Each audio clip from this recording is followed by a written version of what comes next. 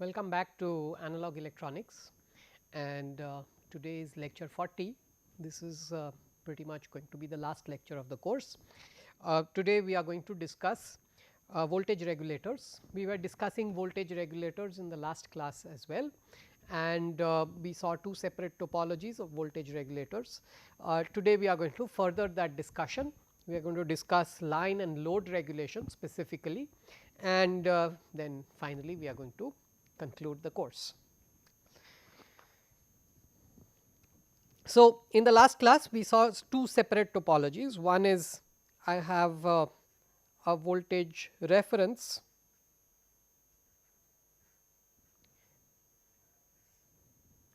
and then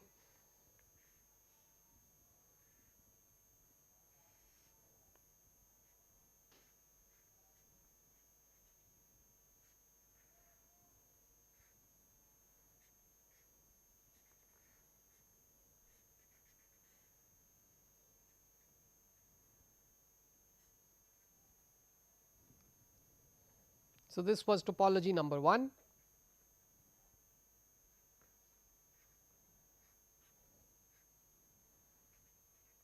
This load is outside the circuit.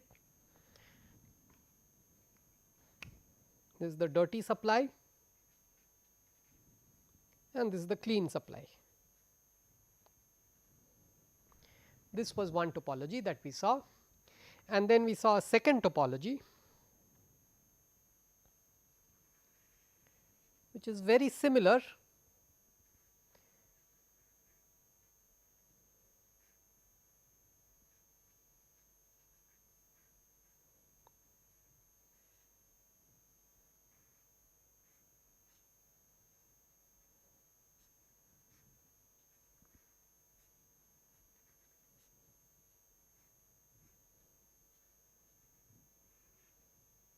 but uses a common source amplifier at the output as opposed to common drain.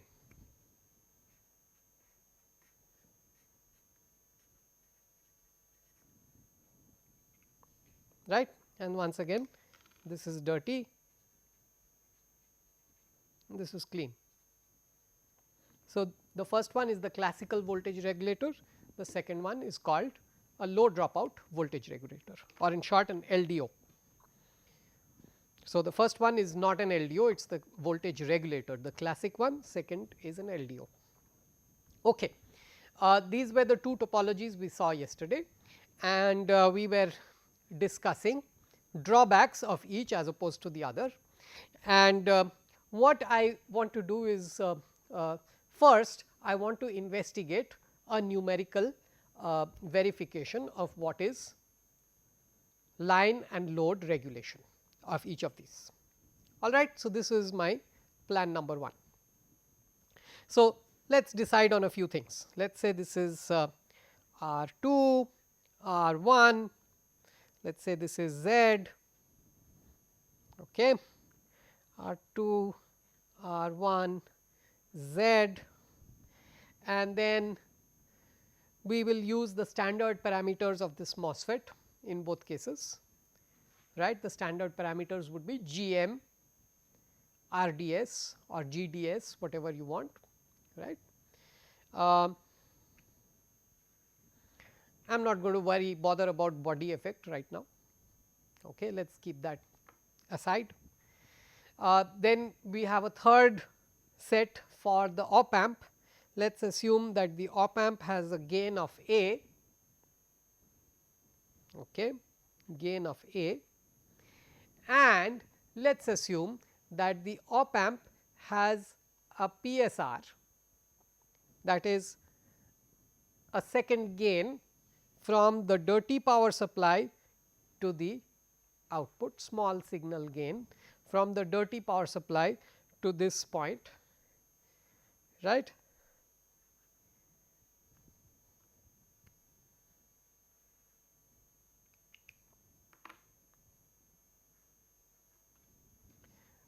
What do you want to call this? Let us call it P, capital P. So, P is the small signal gain between the dirty power supply and the output of the op amp. all right, and it is P no matter which orientation you connect the op amp, because it is not connected to any of the plus and minus terminal. So, it does not matter which terminal, whether the op amp is this way or the other way, it is P in both cases. Okay. So, this is what I have, and now what we are going to do is we are going to try and find out two different things. One is I am going to apply a small signal at the power supply. Okay. I am going to apply a small signal at the power supply and see how much of that signal comes out at the clean end. Small signal will be applied at the dirty end and we will see how much dirt comes out on the clean side, okay, for both of these. This is experiment number 1, and experiment number 2 is we are going to change the value of Z. All right, we are going to change the value of Z and measure how much clean power supply is varying. Okay. Of course, to do this it is very easy, it is not very hard at all. All we have to figure out is what is the Thevenin equivalent of the entire block. Okay. So, in other words, for the second experiment,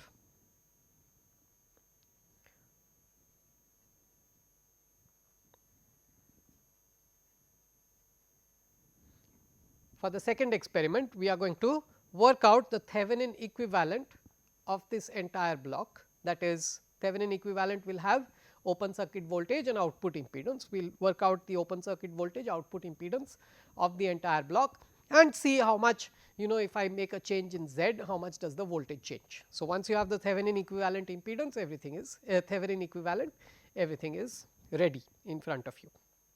So, we will do it for both of these. Okay. So, 2 and 2, 4 things we have to do. So, let us start from the beginning.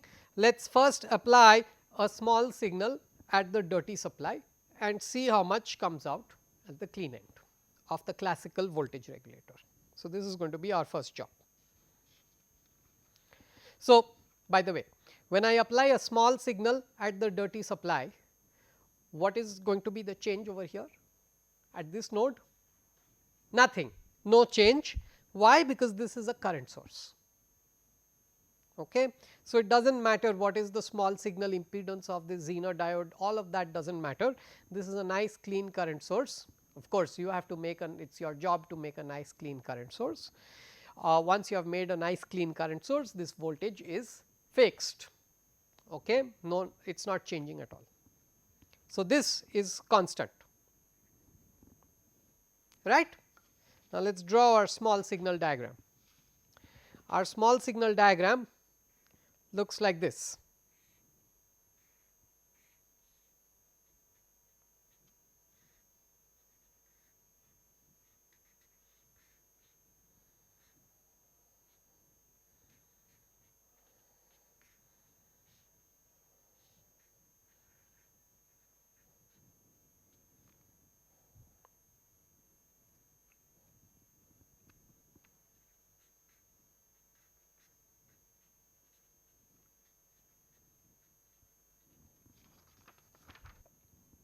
I have applied signal instead of the power supply, and this voltage reference input has been grounded because that voltage is not changing.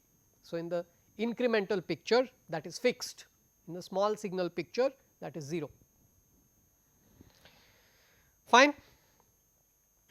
You understand that this op amp is now going to be represented as two different things. The output voltage of the op amp is now the sum of A times the difference between plus and minus plus P times the difference between power supply and ground of the op amp. Okay. So, let us look at it this way, let us simplify.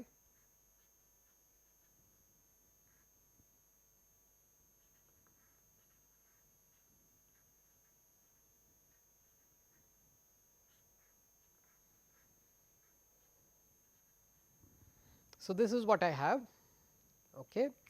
And let us say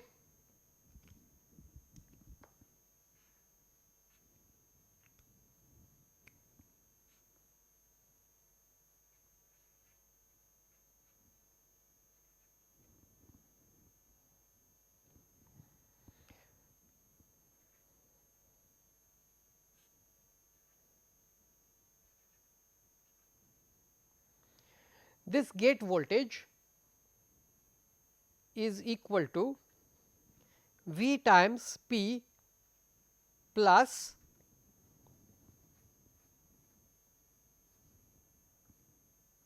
A times minus V 2.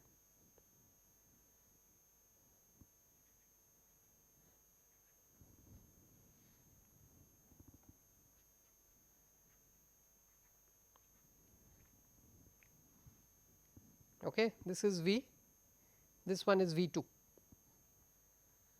So, the voltage over here is A times, A is the gain of the op amp, A times minus V 2 plus P times the small signal on the power supply V. All right, this is the setup, and I am interested in finding out this V out. Of course, V 2 has to be eliminated from the setup. Okay. We do not want to keep V 2 in the equation anymore. All right. How will you do it?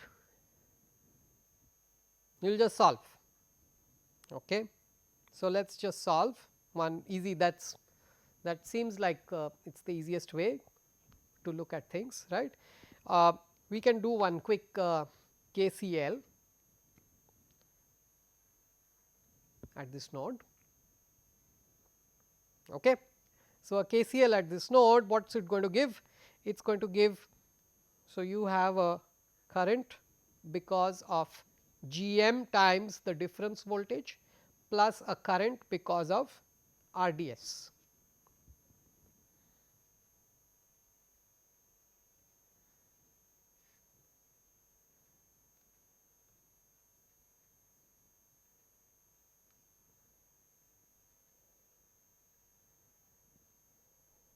This is the difference voltage, GM times the difference voltage plus GDS times V minus V out. Okay. That is your value of V out. That is this current, I am sorry. Fine. And then what is this current and what is this current? This current is nothing but V out divided by R 2 plus R 1 plus V out divided by Z.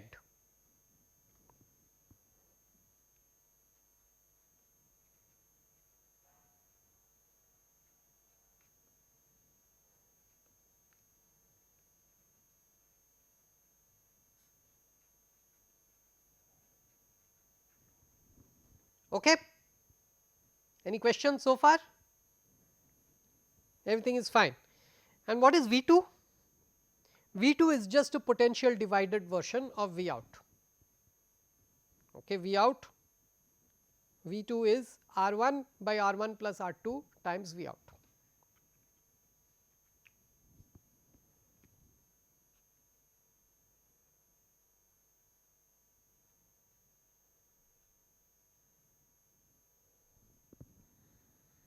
And then the standard way of doing things is to put all the V outs on one side, all the V's on the other side, and then we find out what is the relationship between V out and V. Okay. That is what we are going to do. We are going to put all the V outs on one side. So, V out times Y plus 1 by R 2 plus R 1 plus GDS plus GM plus GM into A into R1 by R1 plus R2. By the way, what is this factor R1 by R1 plus R2? This is the feedback factor, remember, this is the feedback factor, this is beta.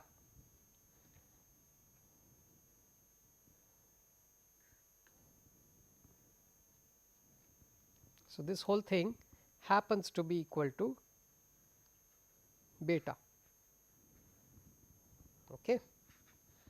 So, this is all the V outs on one side, and then I am going to keep all the V's on the other side. So, V times GDS plus GM times P. So, we have put all the V terms on one side, all the V out terms on the other side, and therefore, V out by V is nothing but GDS plus GM times P divided by Y plus 1 by R2 plus R1 plus GDS plus GM times 1 plus A beta. All right. And the good news is that GM is hopefully a large quantity, number 1. Number 2, A is hopefully a very large quantity. So, GM times 1 plus A beta is hopefully going to dominate the denominator. In the numerator, GM times P is hopefully going to be the biggest thing. Okay. Yeah, as in the hope is that GDS is not that significant. If GDS is significant, very good, I mean the P effect is not there, right, it is even better. If GDS is not significant, if there is effect of P for example, then GM times P is dominant, and then what is going to happen is that these denominator terms can be thrown out, all right, and hopefully these are the only two terms that are significant, which means that the rejection, the PSR, the power supply rejection of the op amp P has been attenuated by 1 plus A beta being the loop gain. Okay. A times beta is the loop gain, beta is the feedback factor, A is the forward gain, right. 1 plus A beta is 1 plus the loop gain. All right, this is what we have. So, one possibility is that you approximate this as P by 1 plus A beta, all right.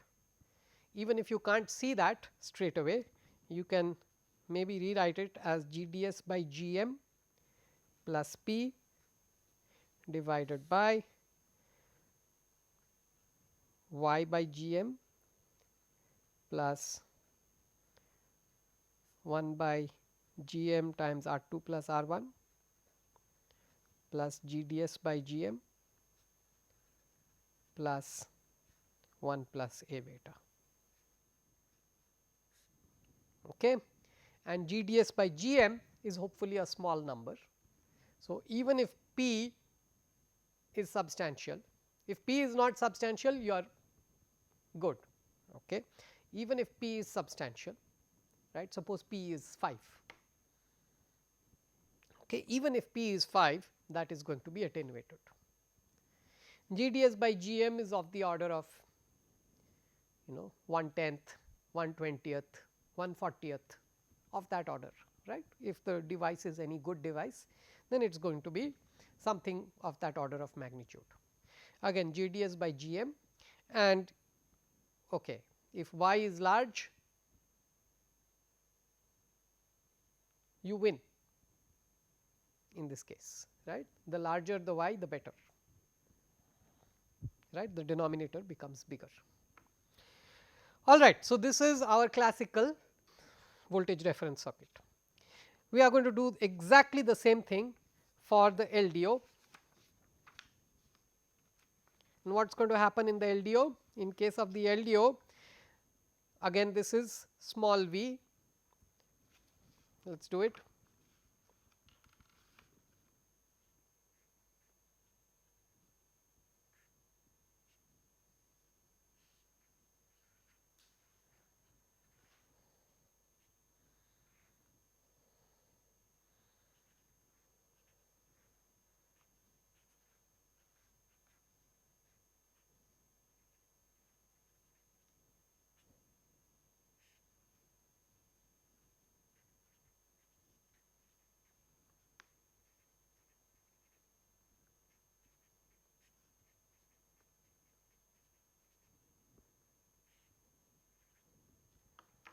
Now, in case of the LDO, this output voltage of the op amp is minus A times the voltage over here.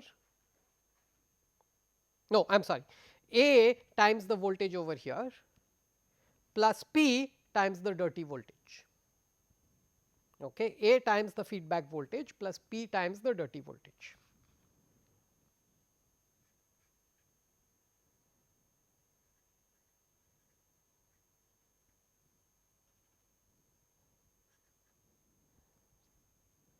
So, this is beta. So, it is A beta times V out plus P times small v. Okay. This is Z. And then we do the same thing. We are going to do a KCL over here. So, V out by V out into Y plus V out by R 2 plus R 1, that is these two currents, right. The sum of these two currents is equal to this current. Okay. And what is that current? That current is GM times VGS. Gate is over here, source is at V.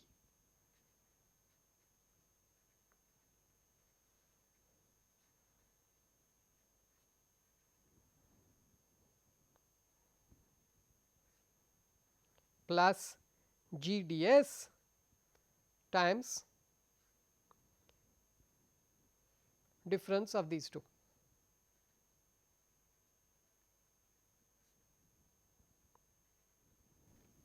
Okay. The GM current always points the other way, right. It always goes from drain to source. We want the current from source to drain. So, there is a implicit minus sign. All right. And once again you put all the V outs together, all the V's together. So, I put all the V outs together.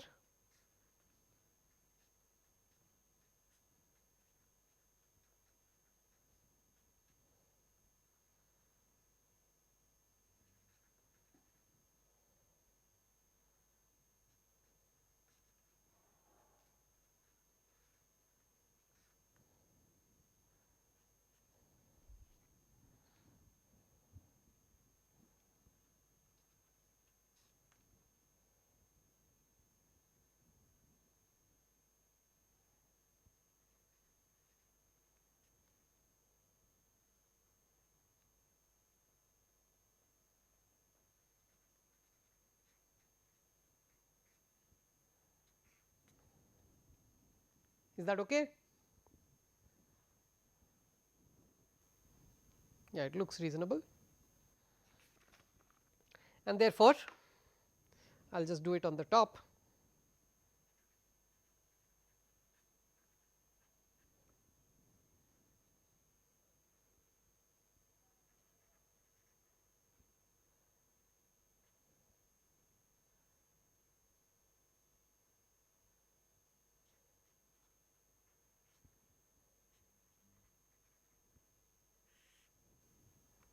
I have divided by GM like last time. Okay.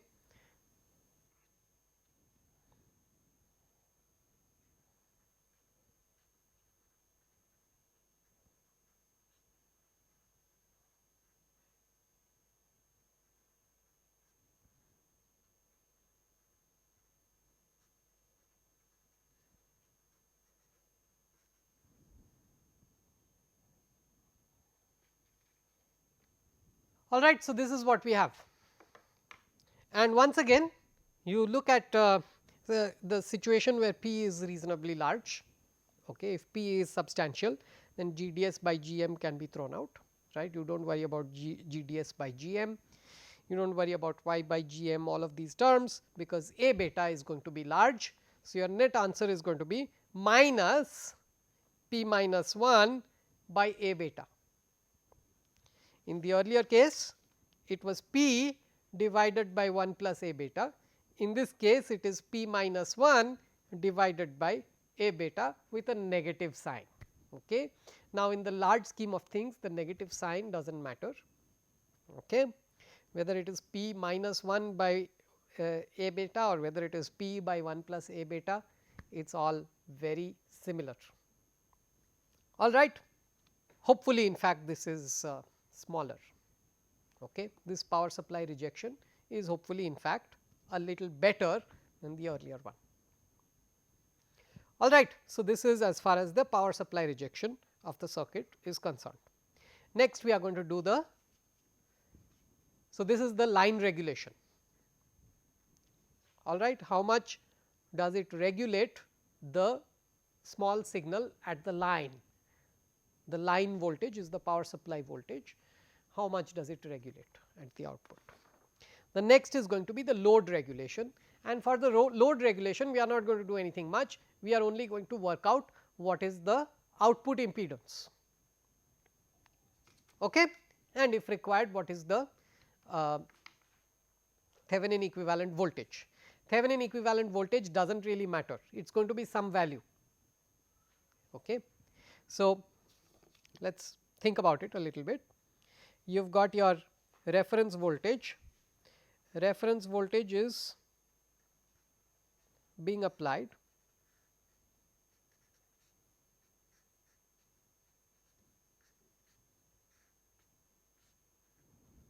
okay, and all I am saying is let us find the Thevenin equivalent of this block. Okay, you wanted the Zener diode, fine, all that does not matter, right, all of these do not come into the picture at all. So, we are going to find out number 1 is output impedance, number 2 just think about first the Thevenin equivalent voltage. Suppose I find out the Thevenin equivalent voltage, it is going to be some value, right. Now, if I tweak the load depending on the output impedance, you are going to get a percentage change in that value, right, and that is your load regulation, that percentage change is the load regulation. It is not going to really depend on whether this output voltage is 1 volt, 2 volt, what it is, right. All that you are really worried about is the output impedance. So, let us just find the output impedance.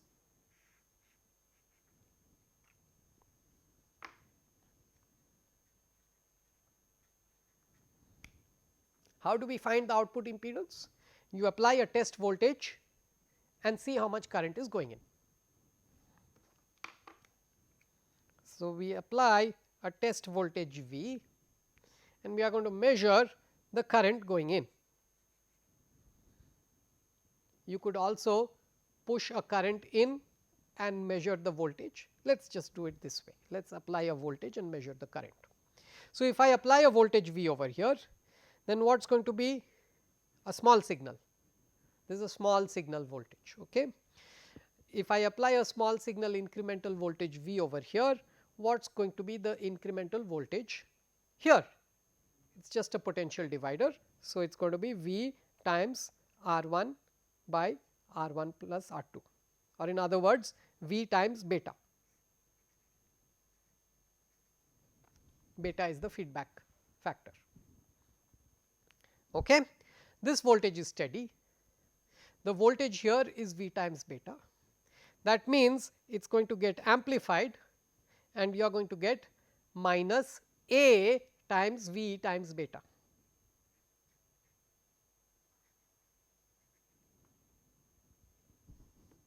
Fine. Now, what is VGS? VGS is minus A beta times V minus V. all right. So, that means you are going to have a current going upwards. So, first of all there has been current already in this direction, right. There is going to be current going upwards, which is of value G m times 1 plus A beta times V, okay, and this is because of the G m. There is also going to be a portion because of G d s, and that is just going to be G d s times V. Okay. So, if I apply a voltage V, then I get a current going inside, and the value of that current going inside is the sum of these three components. One is because of G m, the other is because of G d s, and the third is because of R 1 plus R 2.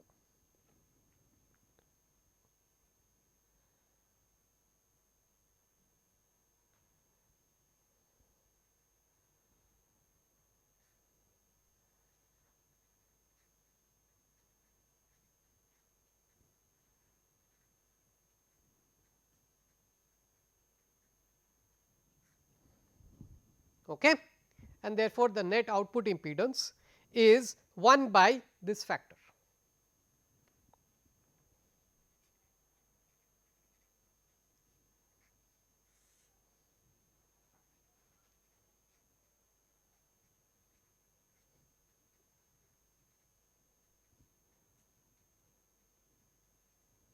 Is it large or small?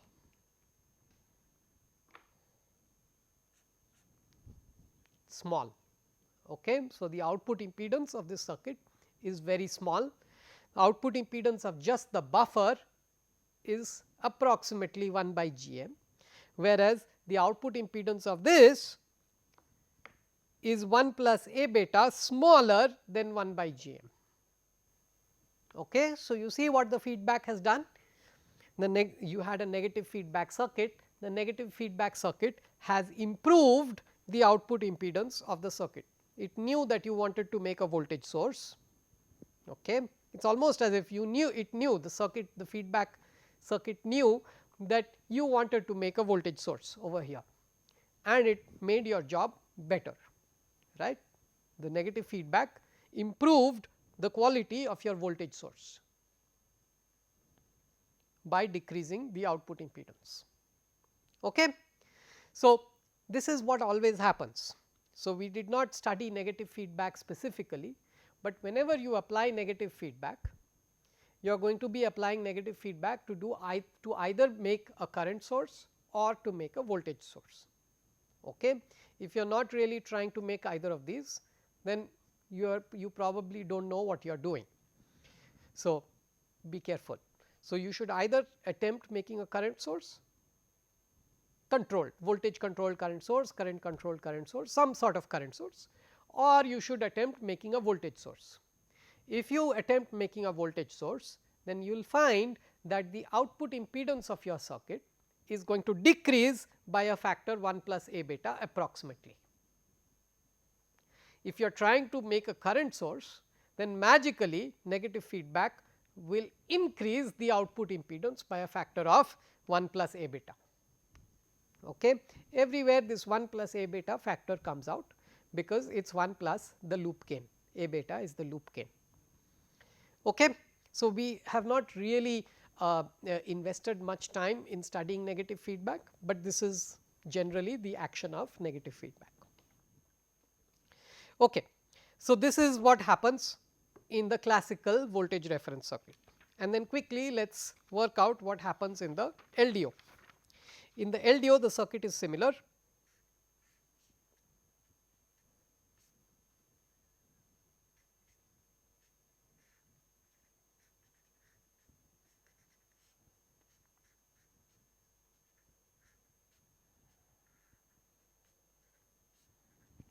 So, this is all that we are looking at. Okay. And once again, let us apply a voltage V and measure the current going inside. First of all, you are going to have current in this path V by R 2 plus R 1, that is going to create a voltage over here, which is V times beta. R 1 by R 1 plus R 2. That is going to create A times V times beta at the output of the op amp. Okay. And now your gate to source voltage is A beta times V minus 0, which means that you are going to get a current over here of value G m times A beta times V plus there is some more because of GDS times V. So, the net current is the sum of these three components.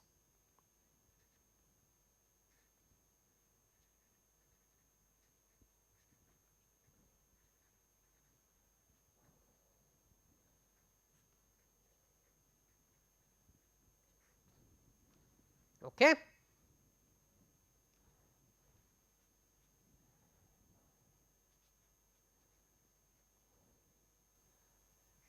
And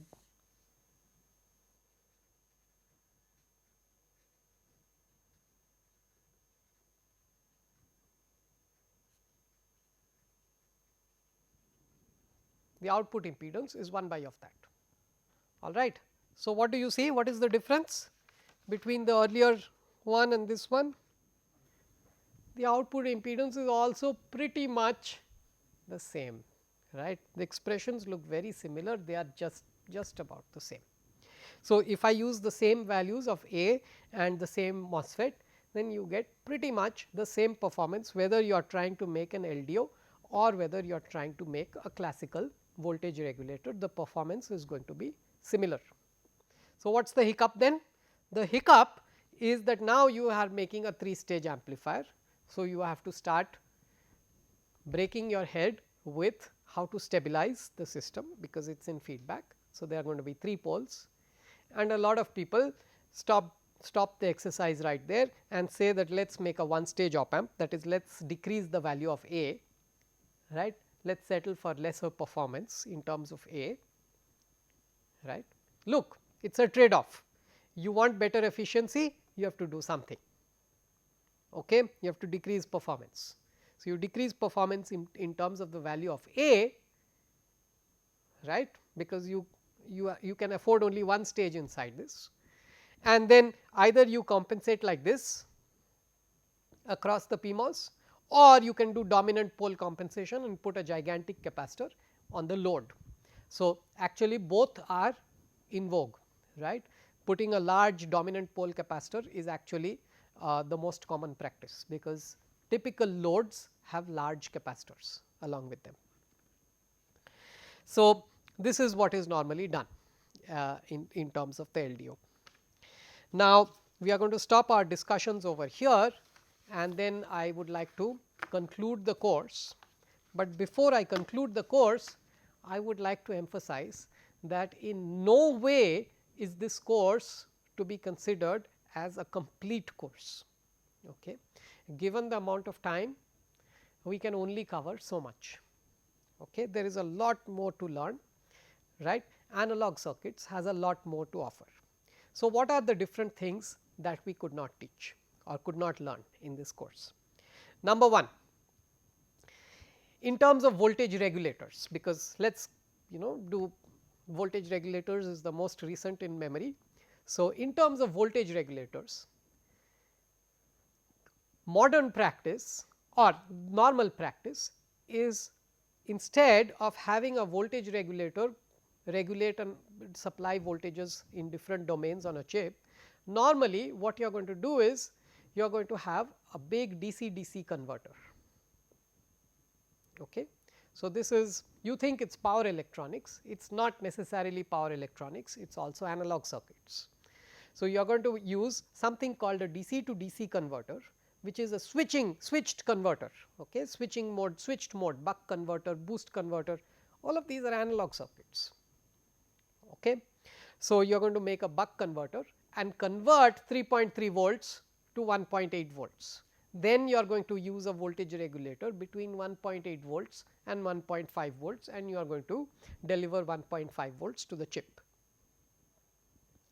right. This is what is normally done. You are not going to use 3.3 volts and have a voltage regulator to generate 1.5 volts, distribute 1.5 volts on the chip. Why? Because there is a large headroom. So, the efficiency is going to be very poor. DC to DC converters use inductors and capacitors. Inductors are lossless, capacitors are lossless, and they use switches. Switches are also, we saw in power amplifiers, switches are lossless, right, and therefore, theoretically at least DC converters have an efficiency of 100% theoretically, right. In practice, you are not going to get 100%, you are going to get 90%, but you see the point. The point is that only if the theoretical efficiency is high will the practical efficiency be high. So, this is what is normally done. We could not cover DC converters in this course, right. Then there are before these voltage regulators, what did we study? We studied power amplifiers, right. We did an overview of the power amplifiers, class A, class B, right, class C, linear and switching power amplifiers. We did not really get into the depth, we did not really look at what happens, how you actually go ahead and design a power amplifier. So, whatever we did in the three lectures or 4 lectures on power amplifiers was more of an overview of power amplifiers. A lot of modern research, right, the last 5 years, I would not say 5 years, let us say 7 years of work in analog circuits has completely changed the landscape of power amplifiers. Today, or rather in this course, we saw power amplifiers as a one transistor device, a one transistor circuit with some passives, right. Modern power amplifiers do not look like that at all, right. A modern power amplifier, if you buy a modern power amplifier IC, it is going to have more than 1,000,000 transistors, which include a computer and a DSP. What are they going to do? What is all this for? They are going to change the value of the power supply itself, right. Suppose you want to work at class A always, okay. You are very worried about distortion, linearity. So, you want to work in class A mode, right. What a modern power amplifier is going to do is, it is going to change the value of the power supply voltage, it is going to track the envelope of the signal such that you get maximum efficiency, your efficiency is going to be much more than 50%, okay. And class B, class C correspondingly. Class B is actually very popular, right, but what you are going to do is, you are going to track the power supply voltage itself. How will you make this power supply voltage? Using a DC converter, okay. A lossless switching DC converter is going to be used to generate the power supply voltage of the power amplifier, okay. So, we are talking about this.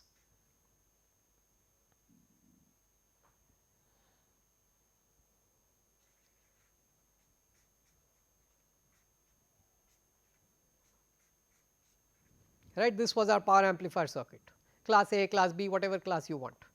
Now, what they are going to do is, a modern power amplifier is going to do is, it is going to change the value of the power supply itself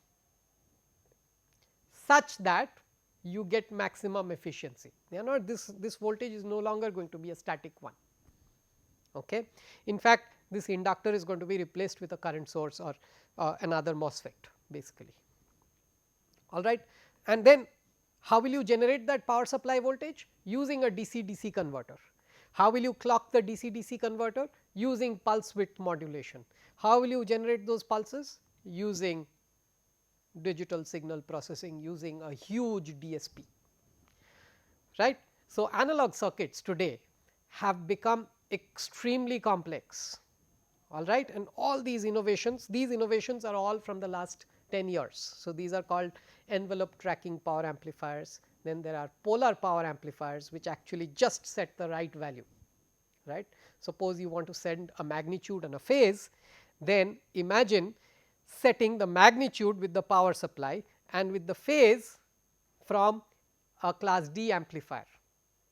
This is working in class D mode, the phase is through a clock over here, right. The magnitude is coming from the power supply, okay. So, whatever vector you want to send, which has a magnitude and a phase, can be set like this, right. Lot of innovation has happened in the power amplifier front. Then before that we studied op amps. Our discussion on op amps was also somewhat incomplete. We did not really discuss, for example, compensation of a fully differential op amp. Okay. We did not discuss fully differential op amps completely, in fact. So, when you have a fully differential op amp, you need certain structures like common mode feedback to stabilize the value of the common mode voltage. We did not discuss these things. So, I am just pointing out where all are the holes, right, in our lectures, where are the holes. So, these holes please try to fill by yourself, right. I would encourage you to fill these holes up by yourself, because these are all very interesting areas, right, and a lot of work has happened in all of these. When we were talking about voltage regulators, one more thing that we did not cover was that Zener diode, right. In modern circuits you do not use a Zener diode, you are actually going to make a voltage reference, a reference voltage that is stable with temperature. We have not managed to discuss that at all. We have not managed to discuss feedback in detail, right. Feedback we have done it, over here we have seen illustrations of feedback which we have solved by hand. We have not really used the shortcuts of the intuition that feedback offers a lot of times. Okay.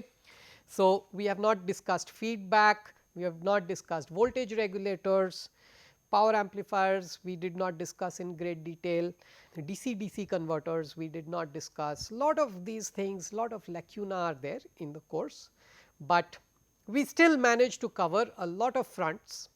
We managed to cover op amps substantially, right, single ended op amps using MOSFETs, we managed to cover it substantially. We worked on current sources, current mirrors, biasing. I think we did quite a lot of work with biasing, cascode current mirrors, ordinary current mirrors, all of this we have studied. We have studied op amps in great detail all the way till compensation, fully completely justifying why we are doing each and every step.